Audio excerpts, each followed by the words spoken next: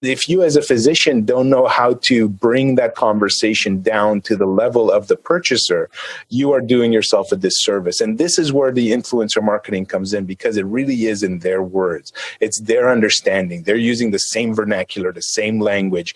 The reviewer, the influencer, was going to be another mother of two that's got to go to soccer practice, and she just happens to have a YouTube channel, and she's going to talk to that mother in a way that you will not be able to. It'll be absolutely impossible for you to connect on the same level. Practice perfect. Actionable business information to take your medical practice to the next level. Now, your host, Nick Dumitru. Welcome back to another episode of Practice Perfect. Today, we're going to talk about influencer marketing. If you're not aware of what influencer marketing is, don't worry about it. I've got probably the foremost expert on the planet on influencer marketing. His name is Joe Sinkwitz. He is a serial entrepreneur, the CEO and founder of Intellifluence, the largest social influencer platform on the planet. They've got the most users of anybody online. He's also the author of The Ultimate Guide to Using Influencer Marketing. His name is Joe Sinkwitz. Welcome, Joe. Hello, Nick. Right, Joe, what I want to get into today is this whole concept of the influencer marketing. I'd like to get the audience to understand what it is, because I've had situations where plastic surgeons have taken it upon themselves to do the influencer marketing. They've tried to become the influencer, right? They're trying to get Instagram famous, get the status. And I've always felt that that is not the highest and best use of time for a physician, because there are other ways to do it. So before we get into the nitty gritty of that and how it can be leveraged, I think you're the best person I know to start introducing people to what influencer marketing is if they're not aware of it. So what is an influencer and what is the marketing around that? Talk to us a little bit about it. Sure. So I think the easiest way to explain is influencer marketing is simply having someone else tell your story for you. And there's quite a bit of misinformation out there on like what's an influencer, who's an influencer, how do they work? You know, a lot of people say that there's only certain ways that they can be used. I like to bucket them into three different groups. So we have aspirational influence, authoritative influence, and peer influence. For aspirational influence, that's your general celebrity. That's the Kim Kardashians of the world. Authoritative would be within the realm of plastic surgery, perhaps. Maybe someone that's board certified, they're overseeing physicians, maybe they're overseeing and approving specific medical devices that could be used, someone with a lot of credibility. And the peer would be anyone that could potentially recommend a service. It's your neighbor. It's the person down the street that went through a similar issue. So we can kind of start there with how different types of influence is used based on like what psychological trigger you're looking at. So from a plastic surgeon example, I don't think it makes a lot of sense for a surgeon to spend a ton of time trying to become Instagram famous, as you say. It would make way more sense for them to take that time and effort and resources, frankly, and devote it in such a way where they might work with a localized celebrity or maybe a newscaster, someone that's somewhat famous, somewhat known in the media, and provide services, either shared services or supremely discounted services in exchange for just, media mentions and explaining what they're doing. From there, as an audience of those, I'll call them celebrities still, as an audience of those celebrities, we recognize that they may have been compensated for their efforts. But we also recognize they have something that we want. But it's not that strong of a desire. All it's doing is, if we're going back to the whole ADA rules, we're acknowledging that, my attention is now peaked. I know that this exists. Now we need to confirm the desire. And that's kind of done via authorities. So if I feel like I want to have a particular surgery done because I'm an overweight guy for most of my life, let's say I'm going that route. Well, I see the celebrity that went through a similar situation. They're kind of confirming, hey, this is out there. The next step would be an authoritative figure, essentially backfilling either with blog posts, YouTube videos that are really in depth, kind of going into, hey, here is a mechanism that can be used to solve this medical problem. I am the expert on this very specific niche. Ergo, I kind of give it my tacit approval. From there, that's great. I have my interest validated. but I don't feel like I need it yet. It's when my peers actually go through with this that it creates a compulsion. And that's kind of where I got into this realm. Is I had the background in organic search. I had the background in affiliate and email. And it wasn't until I started playing with psychological triggers of influencers that I started to recognize I can go through the whole AIDA list, get the attention, confirm it, create a physical need for this product that can only be alleviated via purchase, and then a pile-on effect of amplification after the fact. I know that's a little bit longer of an answer than perhaps you were expecting, but that's sort of how I view it. I don't view influencers as just this singular thing. I have to view it in terms of there's an entire campaign strategy that you could build around these individuals to earn outsized dollars. I think that's great, Joe. So I think you touched on a couple of things there I'd like to unpack a little bit for the audience. The first one is AIDA, just because our audience is a little bit, they're physicians. A lot of them are physicians. A lot of them are business owners with med spas, but they're not necessarily up to speed with marketing. So I just want to quickly let everybody know what AIDA is. So when Joe refers to AIDA, it is attention, desire, and action. So whenever you put some sort of advertisement online, some sort of offer online, you first want to get the prospect's attention. Then you want to confirm their desire that they actually want what you've got to offer, right? You can slap someone in the face, but if they didn't want it, it's not exactly a good form of attention. And then finally, you need them to take action. So you have to make them an offer and give them an avenue to take action. And that's what Joe's referring to when he says that. Now, Joe, I want to ask you a little bit more, because in your book here, you say that you've got the 3 types of influencers that you refer to, but you really dig down into this whole celebrity thing. And I think that everybody thinks that the celebrity is kind of the gold standard. I'm seeing a shift in society now where people are a bit more fragmented. Everybody's not paying attention to the exact same big topics. Everyone's kind of customizing their life and their attention and their desires. So in your book, you say that in business, they highlight the use of aspirational, that is celebrity influence. While it's clearly effective, it isn't even the most effective form of influencer marketing. Talk to us a little bit about that. Why is that? Why is the celebrity not the most effective, and what would you do instead? It has to do, if I recall, Cialdini's Influence, the Psychology of Persuasion. It has to do with the psychological effects of, we all want what our heroes have, but we absolutely need what our peers have. So peer influence is actually the most powerful one. And it's just a recognition that when you're looking at similarities between, who does what, who has what, we have more in common with our peers. Ergo, the decisions that they make influence significantly more than what a celebrity does. There are cases where celebrity influence matters quite a bit.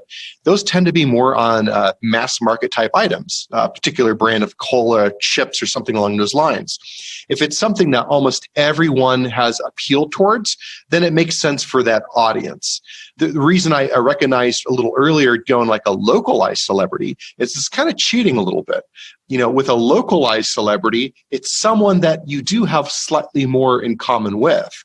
Similarly, you could have an authority figure with a large enough audience where you can kind of cut out the celebrity piece altogether and just say, okay, I'm using the concept of the desire and the affirmation of that desire all in one go. Peers, though, we just found that there was significantly better ROI as well. So a peer, in terms of plastic surgery, it could just be the patients, successful patient outcomes. And just asking them to go through, step 1 through 10, here's all the reasons why I would choose the same doctor again based on the successful outcomes. Here's my problem. Here's how they alleviated my problem. I know that my wife, when she was a kid, she had a really nasty gash on her arm going down a slide. I think she reached out and hit a branch and just ripped her arm open. Well, the regular surgeons in the ER, they closed it up nicely, but she needed, cosmetic surgery to kind of provide a normalcy for a young girl, which is important.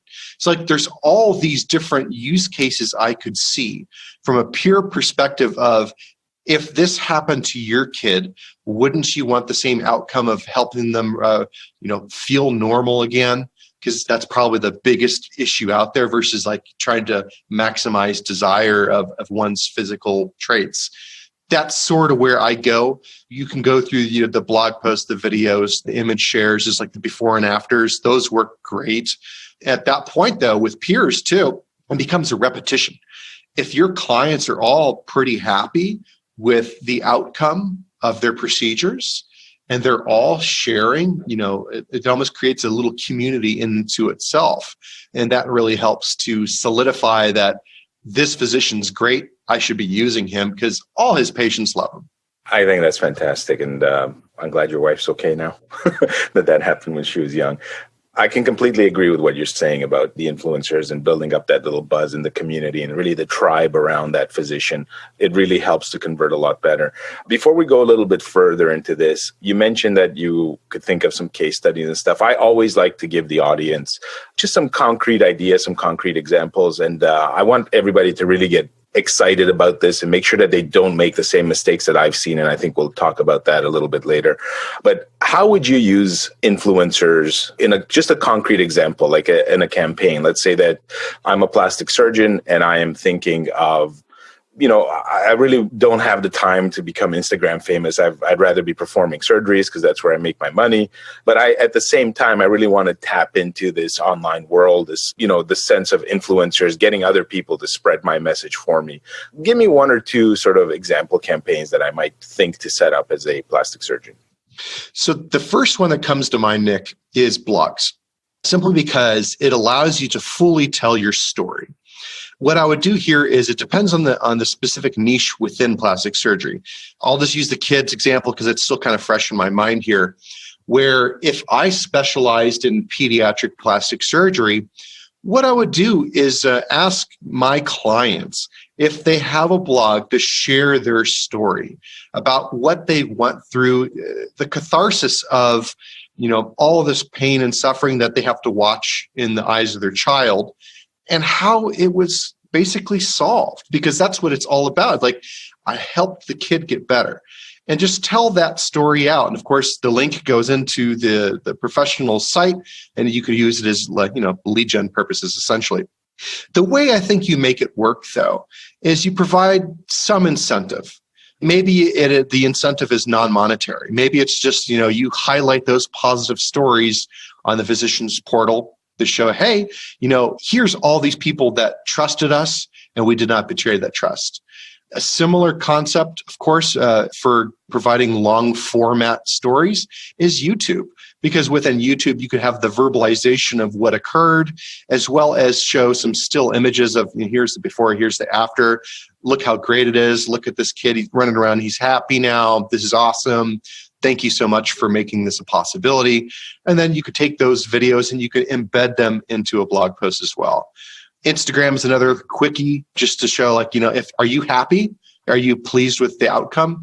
It's a very easy, selfie. You don't even have to do the before and after if you're uncomfortable with that sort of thing as a client. You take the selfie of, this worked, I'm so happy, this is awesome, and have them tag a certain phrase. Then you could utilize something programmatically to pull in Instagram cards on the site just to show kind of a cascading, wall of love, essentially. Here's the people we helped. Look at them. People like that constant reinforcement that they're going to be making a good decision. So, I don't think it's terribly difficult to even dip one's toes into it, especially if they've already had clients. If they don't, then you're actually having to talk about it somewhat aspirationally of, I have children. Thankfully, none of my children have needed to have a type of surgery. But if I trusted a particular doctor that I'm working or has contacted me on this topic, I might say, if I needed to use the service, here is who I would use, and here is why. List XYZ, trustworthy, whatever. Those elements can be separated out, of course. If you're working with a very small client base or a non-existent one, you want to grow the market, you can use that aspirational type storyline in conjunction with, using existing client base for already live stories. And it's one of those flywheels that can go on for essentially forever. I think that's great. And you've touched on a few very important topics. I want to try to expand on those just a little bit for people. So what Joe's talking about here is sometimes in marketing, we'll refer to it as parasite marketing, but I don't like that term because it can have some negative connotations in terms of how it's done. So I prefer to look at it more as symbiotic marketing. And what Joe's referring to here is really you getting access to other people's audiences, right? These influencers, people that have blogs, that have Instagram channels, that have YouTube channels, they are cultivating an audience. They're cultivating the type of people that want to listen to them, pay attention to them. And then as a marketer, as a physician, you want to try to reach these audiences. And you can do it in several ways. One of them would be to, optimize your website to try to get search traffic. Another might be to go and pay for Facebook ads and Google ads and try to capture them that way. But it really doesn't tap into that second layer of psychology that Joe's influencer marketing does, which is essentially giving you that peer recommendation or giving you that authority recommendation from someone that's built an audience and has already done the connection for you, right? So we take this endorsement and it's passed on, right? The trust that the influencer has for you or seemingly has for you on their posts is now transferred to you, and then you get access to that audience. And I think that that's a very important component that is a lot harder to do with advertising. The reason that I like influencer marketing and why we're really delving into it is because of that second layer of psychology, the fact that you can gain trust a lot faster than you could with traditional advertising or waiting for people to discover you on your own platform like your website or your own Facebook page. And I think that that's hugely important. Now, one of the mistakes that I see a lot of the times is when physicians have done deals with quote unquote influencers, right? Because everybody, I say quote unquote, because they have different degrees of authority and more importantly, the audience. And what Joe's just said here is he touched on blog posts, which is web. He touched on Instagram, which is social media, and he touched on YouTube, which is video. So Joe, in your book here, you say that what you want to do is really find out where your potential customer is spending time online, who influences them, what their focus should be, and when in doubt, test. Talk to us a little bit about that, because one of the biggest mistakes I see that physicians make is they'll do a deal with an influencer, but that influencer's audience is like in India or, in a totally unrelated city. And we've really got a geographic reach to plastic surgeons. So talk to us a little bit about that, about finding the right audience and the people that influence them. Certainly. So I think geography is the most obvious example that you hit there. Like if you're going to be influencing on a localized level, especially, you need to understand where that particular influencer is going to be based. That's an easy one. In terms of figuring out which network to focus on, it comes back to like a buyer persona. You're needing to look into your own data. What's the gender? What's the age? Is there a socioeconomic breakdown that you're aware of? Do you already know various interests that they have that you can kind of piggyback on top of? Just understanding those light variables can help you determine what type of material do you have to put in front of this individual for them to make a decision. If it's a very young audience, it might be sufficient to be on TikTok and Instagram as a mechanism for education. That might be sufficient. If it's an older audience, they're probably going to want to do a little bit more research because, hey, we're older people. We know that you don't want something flashy. You want to make sure it's going to work. So that's where something like a blog post or the deep YouTube videos come into play, just showing, all right, here's all the steps. Here's all the issues. Here's all the results. From there, absolutely, you're going to need to be testing. Now, some networks are going to be inherently better than others. Does it make sense to be pushing hard on LinkedIn? Maybe, maybe not. I don't know. I've not actually tested this specifically within the plastic surgery market, but that's one of those concepts. Is if the audience that you're going after is somehow some sort of like professional level plastic surgery, then perhaps. Does it make sense to be on Pinterest? My inclination is going to say possibly, only because it's very image based and you could do a quick and easy before after, but I'm not entirely certain. Pinterest, in my head at least, seems to be a little bit more towards the outcome. The recipes of the world, things that you want, the bookmarking, versus Instagram's a little bit more towards the lifestyle of what's occurring than Pinterest is. So I would think that might be a little bit better just off the top of my head. However, the only way to fully know would be to try to even take the same influencer that might have a decent following on both channels and run an offer simultaneously. What did their audience actually think? Did they care? Was there more commenting engagement and likes and all that stuff that occurs on Instagram versus, number of pins that occur on Pinterest. That's where I really get to. I really try to get into the head of the buyer persona psychology so I could try to figure out where they are online. And then I just try to put something in front of them that I think they're going to like. Okay, that makes a lot of sense. Now, Joe, in your book, you also talk about the difference between influencer marketing and advertising. And one of your chapters here is basically the headline is Influencer Marketing is in Advertising. You state that according to Nielsen, 84% of consumers prefer communications from their friends and family over other sources of influence.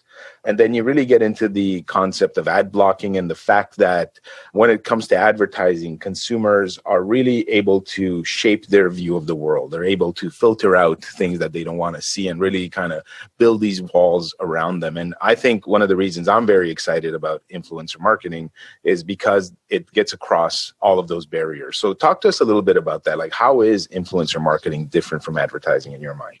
Well, I think the first one you sort of mentioned, there's a certain ad blindness that we've all become accustomed to.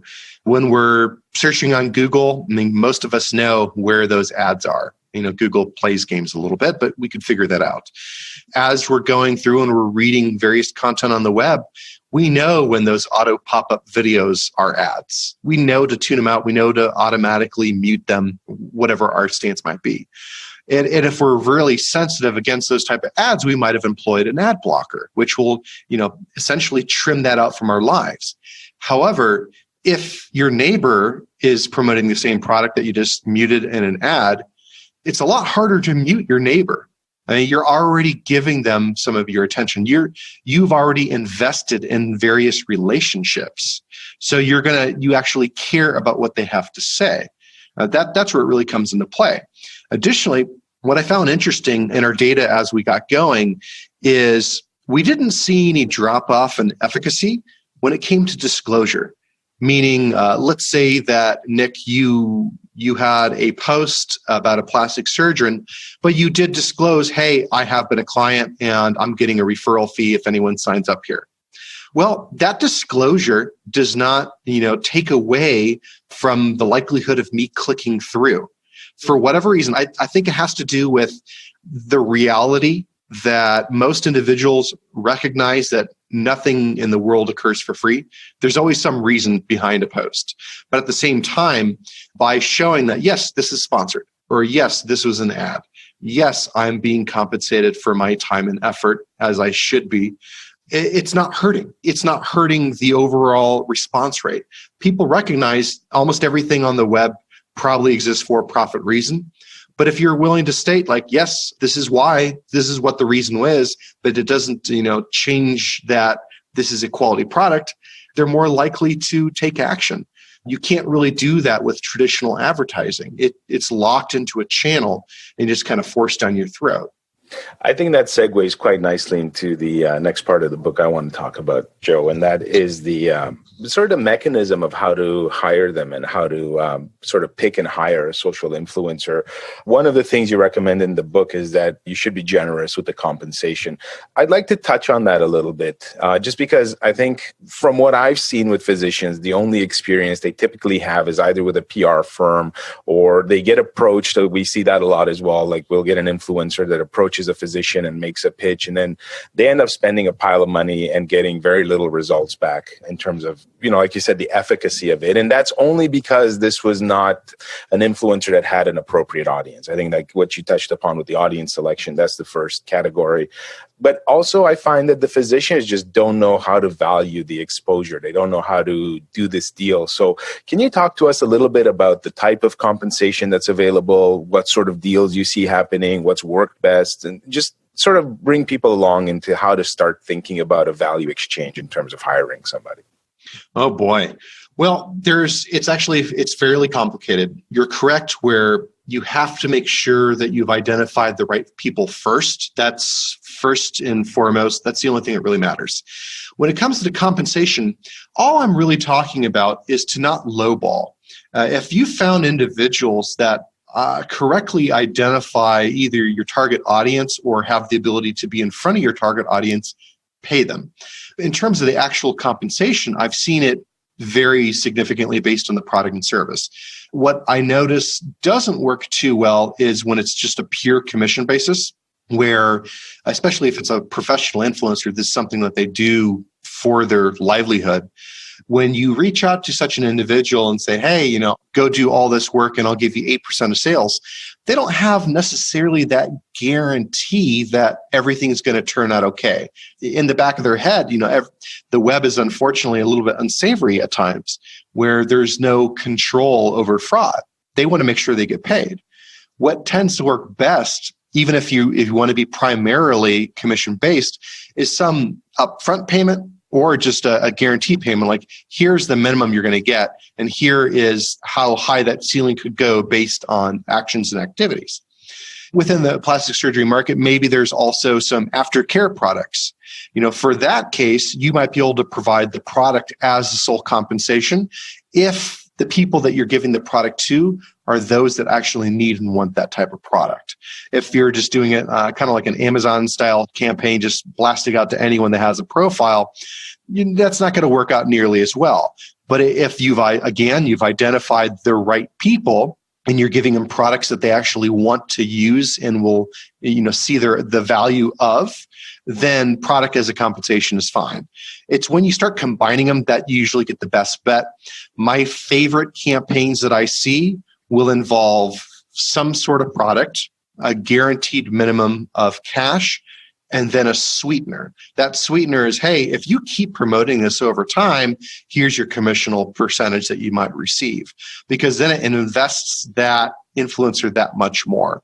The best outcomes always occur when both incentives are aligned. The incentive for the physician is to get more clients and better clients. The incentive for the influencers to maximize their income for the time that they spend on this. So if you're able to cultivate and create an offer that allows for both of those KPIs to be hit, then you're going to win.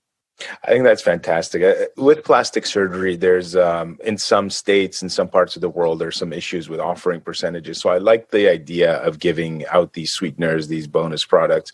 I want to just bring that down concretely for you guys listening right now and just give you an example. So what Joe has touched on here is, let's say that you are a plastic surgeon and you're doing cool sculpting or you're doing breast augmentation, whatever it might be.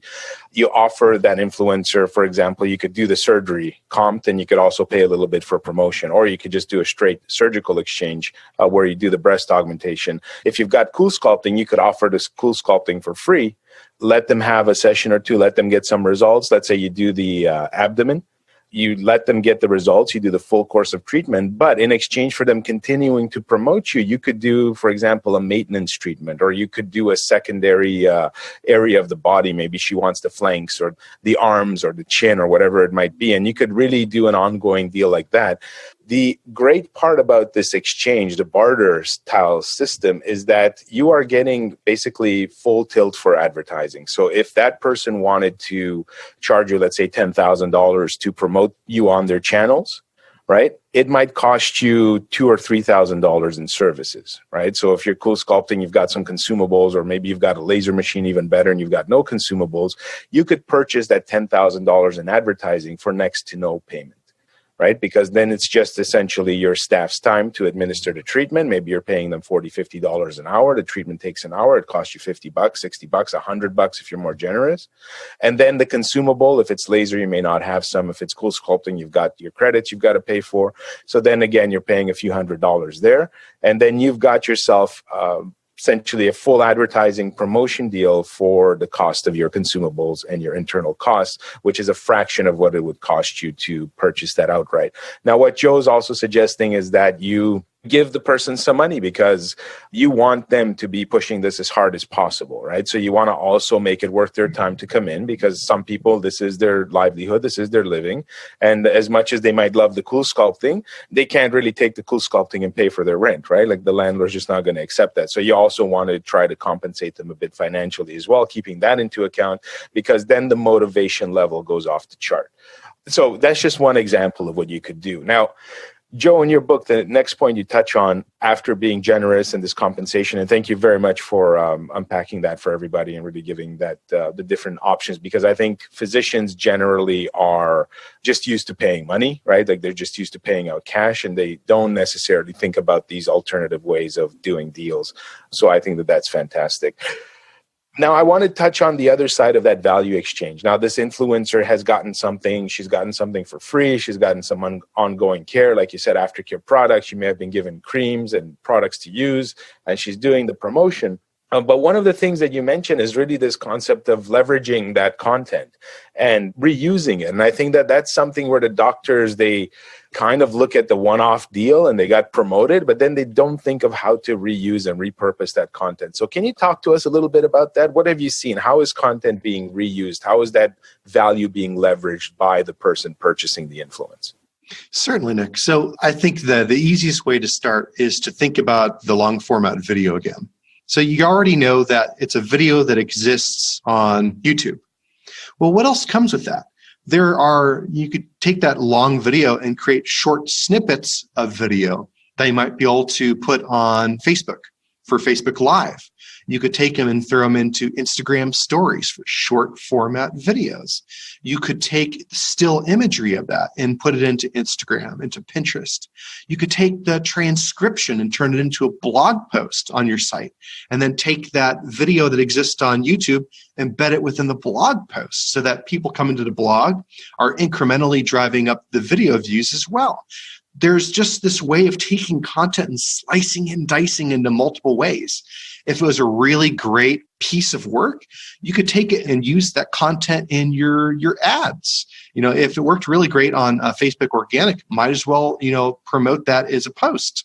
If you're having success with a type of traffic that's coming in, you could start embedding those little pieces, again, like the Instagram card. If you had success with that Instagram campaign, you could take some of those cards and embed them on the site for when referral traffic comes in via Instagram, because then you're playing another little psychological trigger of just like me, where someone's already in the frame of mind coming from Instagram. They go to your site, they see something else that is showing that Instagram is a part of your strategy. It just creates another little additional connection. It's just finding commonality in the user. So there's that many ways to do it. And I'm just touching the surface here. You can get it into podcast if it made sense. You could get the really high-performing blog posts over into Reddit communities that are related to what you're doing. You can get them all over the world. I don't think there's any shortage of how you could slice and dice. I agree. I think at that point, it becomes really an issue of creativity for their marketing company. And what Joe's talking about here, guys, is this concept of curation, the fact that you can take a piece of content and then make additional content. And I can tell you that, if you've got someone that created a great video for you, you could take, like he said, screenshots of that video and quotes, and then really write your own article about it, right? Like a thank you post. Hey, thanks to Joanne that just reviewed us on her YouTube channel. Here's the channel, and you're kind of cross promoting. So she feels good that she's getting promoted by you to your audience. But at the same time, you are now creating content on your blog. You're able to capture additional search traffic on the back of that, right? You're able to really use that psychology to show people that there are others out there using your services and happy with your services.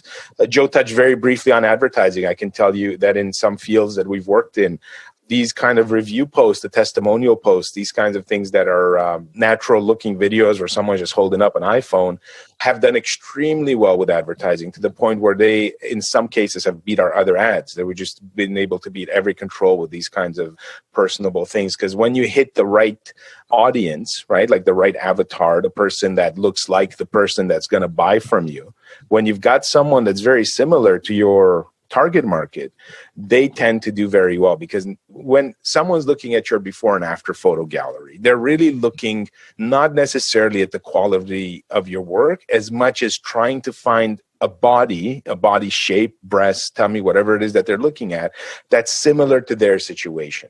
And that's what everyone's kind of looking through in life. And then with the influencer marketing, you go a little bit further, where you also take that angst out of the equation, where they are now no longer afraid to go with you because someone's gone before, right? And this is just an ingrained piece of the way our brain works, right? Like if you see someone taking a step somewhere and they didn't sink, they didn't get attacked by a cougar or something, and no rock fell on them, then you're probably okay to go, right? But if you're the first one, you'll be a little more careful. You're going to look up, are rocks falling? Is there any kind of dangerous animal? Is this quicksand, right? And the people that came second tended to survive, right? So the ones that went first, they're pretty much not around anymore because they took the danger. Then the second person, oh, okay, I got to walk around that bit of quicksand to survive.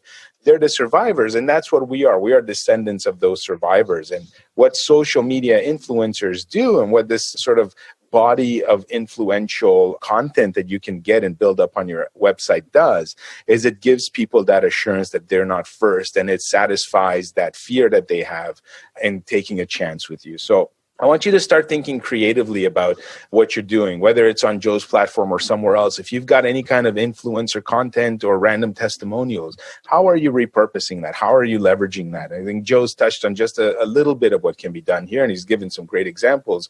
But go back to your web team, go back to your marketing team, your in-house staff, and just figure out how can you take that content and really get the most value out of it. Because at that point, you're then leveraging what you're paying out, right? With an ad, you pay it out, and then the ad is pretty much done, and you don't get to reuse that content in any way, except maybe if you can, like on Facebook, you've got a few comments that you can maybe try to take screenshots of or something on the actual ad. But generally speaking, it's one and done. Whereas with social media influencers, it can really live on for a long, long time. Now, Joe, I want to really go a little bit further in this whole concept of leverage here. And another thing that you mentioned as part of the strategy of hiring an influencer. So, you've identified the right audience, right? You've identified the right channel to be in: Instagram, Facebook, YouTube, wherever it might be, Pinterest. You've done these things. You've hired your social media influencers. You've been generous with compensation. You're now leveraging their own content across multiple things: your blog, your social media pages, your own advertisements. We're doing all of that. Okay. But there are a lot of influencers that they don't have a huge audience. And in your book, you call these people secondary influencers. And I'd like you to go a little bit deeper into that, because they tend to cost a lot less, but they can provide that fulcrum for the leverage. And what is that? How are people using these secondary influencers? And what do you recommend that we do with them? Primarily use them for amplification. So in most cases, the peer influencers are going to be, they're going to be micro influencers, hyper local influencers, people with relatively small followings that still they're still relevant to your cause. What you're wanting to do them is to have them just keep sharing your stories, share your content out. If you're focusing on like the Toronto area, because I know that you're up in the frigid cold of Canada, if they're just focusing on that market and they've identified a whole bunch of people, maybe they can't afford, as a physician, to be giving out $1,000 worth of stuff to a person that might only have 100 followers, but all the 100 followers are in Toronto and the person's in Toronto. Well, okay, could that physician afford to spend $20 a week for that influencer to just share out the doctor's blog posts and videos that go live? That's all it is. It's just a matter of continually hitting your audience with people that are also in your audience. And for there, it's just that repetition, that wolf pack mentality that could build up when you apply peer influence to a large degree. I like to think of the concept of 7 touches, where I want to have as many as 7 different ways that a prospective brand might find my service and sign up for it. Maybe they get an email, they see an ad for it, they have an organic listing that they see in Facebook, they come across an influencer that used it and tagged my service, et cetera, et cetera, et cetera. If you have this amplification that's constantly ongoing for your core market, and it's actually easier since you have a very defined core market, you increase the likelihood of converting a potential prospect into a sale. That's how I'd use them. I'd use them primarily for small amounts of cash in exchange for constant amplification. Very nice. I think that's a key concept a lot of people just don't even think through. And we're going to get into your platform a little bit next, I think. And for everybody listening, Joe talked about disclosure. Just full disclosure, guys, we're not getting any sort of kickback. We don't have a compensation structure. The link that you'll find on the show notes will be a straight link to Joe's website. But we're really doing this interview because I love to bring cutting edge concepts, things that will give you an edge over your competitors. And I really believe that this platform is one of those things, because as we used it, it became a lot easier than the old manual way of doing it. But before we get into that, Joe, I'd like to sort of touch upon KPIs, right? So the key performance indicators. I think when hiring social media influencers, it's a little bit different than advertising, right? As an advertiser and maybe as a physician that's used to advertising, we're used to looking at things like traffic volume, conversion rates, right? Time on page, things of that nature that we can really point to. And with the social media influence campaigns, because there's so many ways to slice and dice this, it's really the Swiss Army knife of advertising, because you can get direct promotion, and yes, you can use those same KPIs, but then you can get all of this leverage, right? Like you could use it to really improve the conversion rate of your existing pages. For example, you could slap this on your procedure page, and then once you've got like 5 or 6 of these video influencer testimonials, that page may be doing better for you. So how do you measure the success of a campaign? How can we start thinking about this? Like, how can we wrap our brain around what makes the exchange successful? I think it depends upon what point in the campaign you are, right? So different types of content you're creating might have a different KPI. Like if you're doing the authoritative style and, a celebrity style, hit initially, the KPI, while it's a secondary KPI of sales, because that has to be happening, you might just be looking to do outreach in terms of branding. You're just looking at an overall reach of just get us out there as far as possible. Then it might be further down in that funnel of, okay, the next step down, the slice and dice, taking these and having a different influencer post images. Then it might be a little bit deeper into sales. And so for that, if you're doing link tracking, you're probably using some sort of UTM campaign, so you can accurately track, or at least to the best of your abilities, what medium was this touching, which influencer, and for which specific campaign. And then you're trying to tie it all back from the sales data you have eventually. On the amplification side of things, your KPI might just be how much did you move the previous level's KPI. If you're at a certain sales amount for influencer posts that already exist and you have data on, and you leverage some amplification on top of that, did that move that original needle or not? And so then it's just tying different steps of the funnel all the way back. And of course, you're dealing with multiple mediums. You're talking about omni-channel, which is the holy grail of marketing that no one's cracked yet. So we're all sort of hoping we get there. But so long as you have accurate link tracking set up, maybe you're using coupon codes in a smart way that you could try to at least tie it back to the original influencer and the time frame in which the initial campaign took place, you can tie it all through. You could be using custom coded 1-800 numbers in the United States, at least, so that you're able to try to tie activity back to a campaign. And so you could see like, hey, I got a phone call from a piece that we did a year ago that you just kind of forgot about, but it was a decent YouTube video. Someone interacted with it, call the number in there. And so there's a lot of ways you go about the tracking. I like to try to combine multiple methods if possible. I don't use the phone number stuff as much, but I do like to use UTM campaigns wherever I can, and then coupon codes that were designed to be given out to an audience, simply because I know that coupon codes are going to leak out and people will be using them that maybe had nothing to do with the campaign. But ultimately, because I like sales, that doesn't bother me. But if I'm able to also use a decent UTM tracking to determine, where the individual did come in and what touch points they had along the way, then, I at least have some good data to go off of for when I start doing my post-mortem to decide what are the next steps, how do I recreate, how do I iterate and get better. I think that's fantastic. I just want to kind of expand on that a little bit for the audience, because you touched on some important things there. So the first concept is this idea of evergreen. So when you pay for an advertisement, like I said, it's pretty much a one and done. The platform is there to, it's like the traffic store. You go there, you buy some traffic. Once you're done buying, the transaction is done and your traffic goes away. So that's what happens with traditional advertising, which is fine. It works great. It's got its place. But what Joe just touched upon here is really this idea that the campaign lives on. It lives on past this transactional point. Right? A YouTube video, a blog post, if you've done the right kind of deal with that influencer, and it should be the right kind of deal to kind of live on forever, and they kind of want their content to be out there forever. They never want to reduce their volume of content.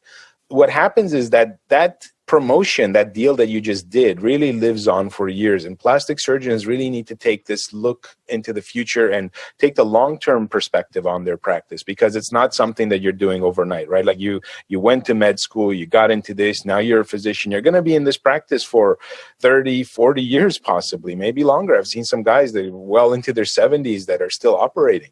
So you're going to be at it for a long time, and you want your promotion out there a long time as well, because the moving parade of life is constantly going on. And as these people start to engage in their own discovery activities, new people will find you with the same promotion. Whereas your advertising may have been gone, this kind of evergreen content is really, you look at it as a long-term investment, and the more of it that you can do, the better it will be for you, because the discovery activities that people engage in will always bring them back there, right? Like nobody reinvents the wheel here. Everybody comes online, they're born, they get to be to the age of majority, they can start to make their own decisions, and then they start dealing with the exact same issues that their great-grandparents are dealing with, right? It might be packing on weight around the gut, maybe breasts are too small, whatever it might be, they're dealing with that. And then they go online and try to find you. And being out there constantly will really give you this sort of steady flow of customers that you're after, of patients.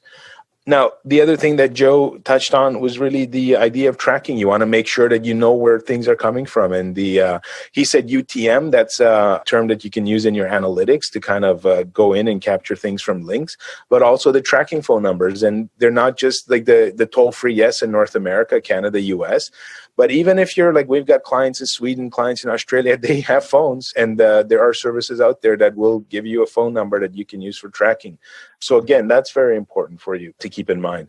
Now, Joe, the next thing I want to talk about here before we get into the platform, and I think this will be a good way to start talking about the platform, because for me, this was always the biggest challenge. And I know that physicians have this concern as well. And that's really the fact that you've only got so many hours in the day and so much staff to help you out.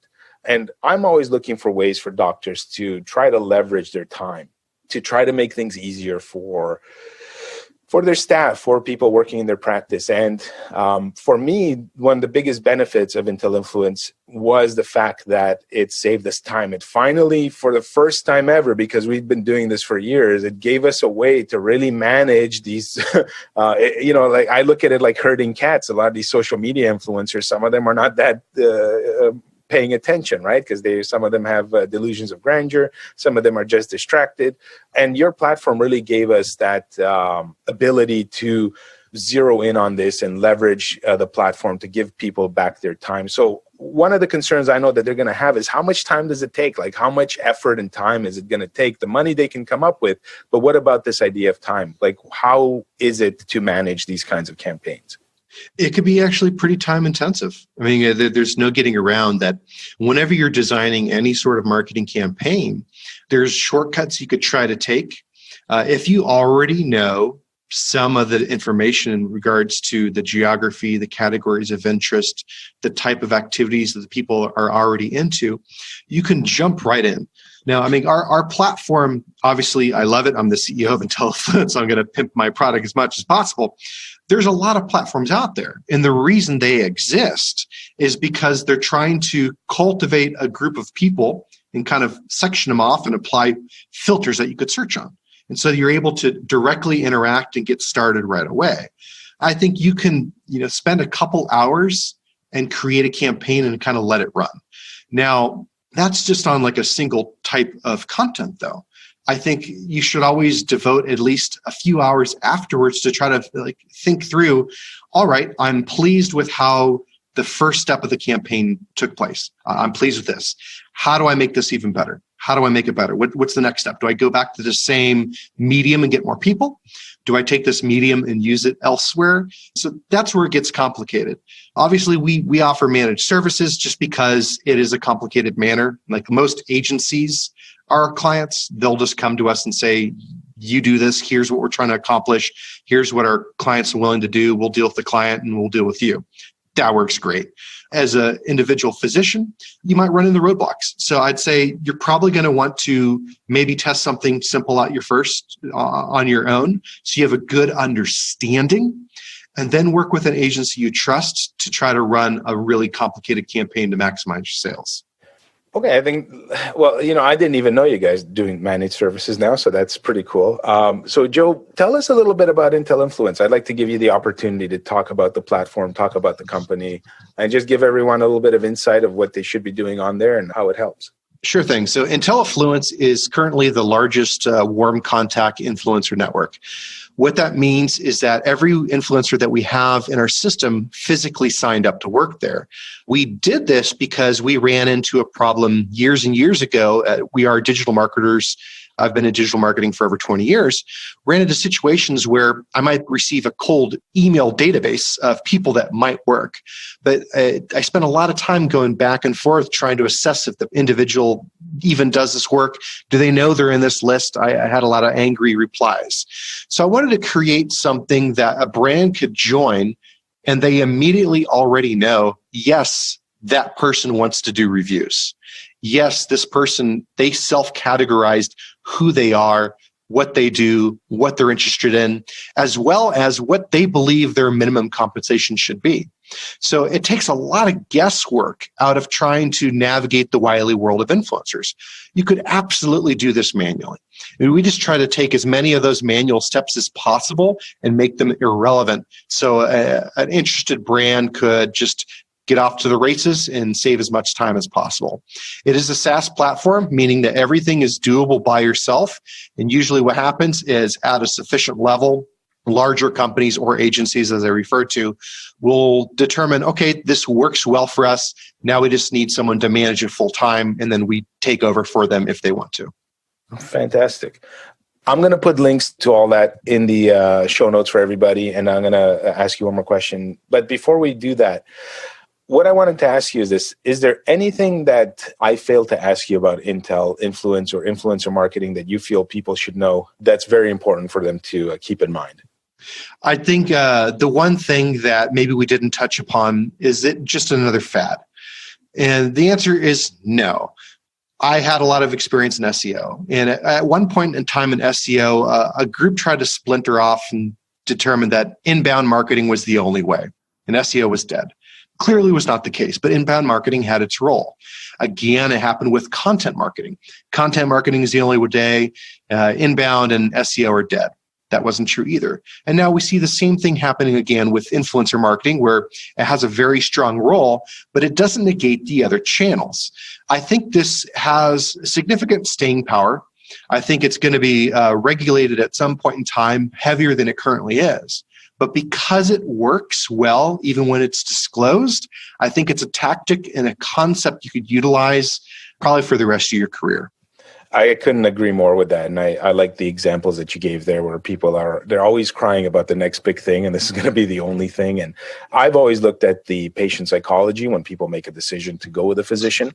And what I look at it as is it's almost like trying to pick a lock, right? Like you have your tumblers and you're trying to get past one to the next to really open up that decision-making mechanism in the person's mind to decide to go with you. And that happens in a very complex way. Like there's no real straight line way to do that to get the person to make a decision. And you have to be where they are when they're picking that tumbler. So, they might be afraid of anesthesia. They might be afraid of bad results. They might really want something that they don't know that you have. And they might have something that they didn't even know that they wanted, which is where this sort of influencer marketing comes in. Because as you get these reviews, you're really also leveraging the brain power of the influencer. And more importantly than their brain power, you're leveraging their perspective on things. And when we're in business, we tend to become a little bit myopic. We tend to kind of look at things from our angle. I see this particularly with plastic surgeons and doctors in general, where, they'll start using big medical terms because they just assume that everybody knows it, right?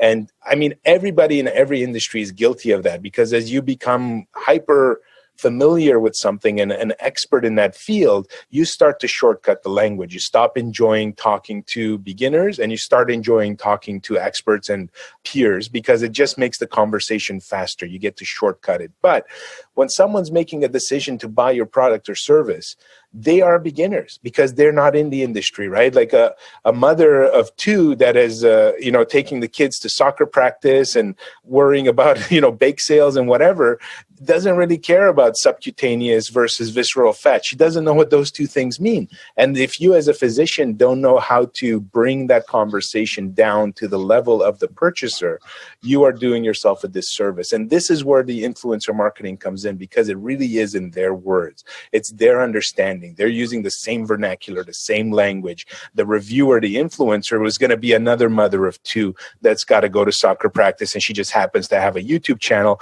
and she's going to talk to that mother in a way that you will not be able to. It'll be absolutely impossible for you to connect on the same level.